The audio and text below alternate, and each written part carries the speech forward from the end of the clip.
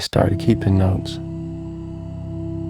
because I needed proof that things were happening in the order. I remembered not because anything big was wrong at first, just small mismatches. A door that felt used when I knew it hadn't been. A message already marked red. My phone unlocked when I was certain I hadn't touched it. People always think paranoia announces itself. It doesn't. It sneaks in dressed as attention to detail. At the beginning, I trusted my instincts more than other people. That felt reasonable. I've always been observant, always noticed patterns early. That part matters because once you accept that you're good at seeing patterns, it becomes very hard to accept when one of them turns against you. The notes were simple: time, place. What I noticed, no interpretation. I was careful about that. I told myself interpretation was how people spiral, facts only. Day 4, I found an entry I didn't remember writing. The handwriting was mine. Same slant, same habit of pressing too hard on certain letters.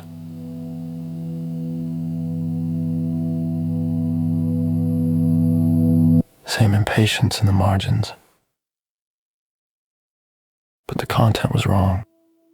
It described me standing in my kitchen, watching the hallway, waiting for something I couldn't identify. It ended with a sentence I wouldn't normally use. Don't assume it's external. I tore that page out and threw it away. The next morning, it was back in the notebook.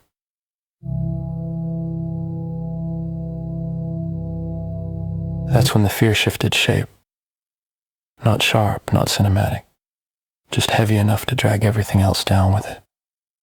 If someone was messing with me, they were thorough. If they weren't, then the problem wasn't memory, it was authorship. I tested myself after that, set objects down with intention. Checked them later, most stayed where they should have, few didn't. Not enough to prove anything, just enough to keep me alert. Alert turns into fixation faster than people admit. I started narrating my actions under my breath, not constantly. Just when I felt unsure, a way to anchor myself. It worked for a while. Then I caught myself narrating things after they'd already happened, as if my brain was backfilling reality to keep up. The notes got stranger, still factual, but the focus changed, less about objects, more about me, posture, eye behavior. Pauses I didn't remember taking. One entry described me standing still for several minutes, staring at my own reflection without blinking. I don't own a mirror in that room. I stopped throwing pages away that felt important. Whatever was happening wanted continuity. Removing pieces only made it more insistent. The worst part wasn't the fear, it was the erosion of certainty.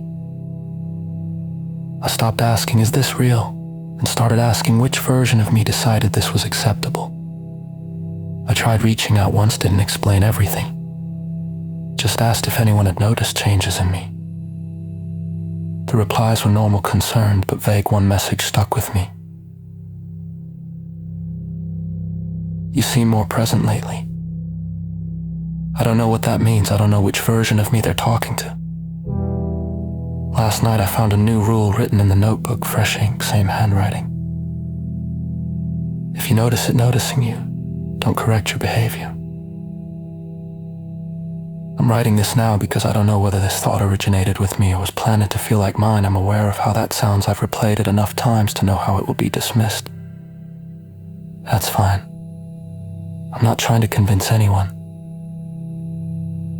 I just need a record that exists outside my head, in case I need to compare later and see what changed and when. If this account updates itself, if the wording shifts, if the tone drifts, that means I wasn't alone when I wrote it. And if it doesn't, that means I learned how to watch myself closely enough to scare myself into obedience. Either way, something is paying attention now, and it prefers when I don't interfere.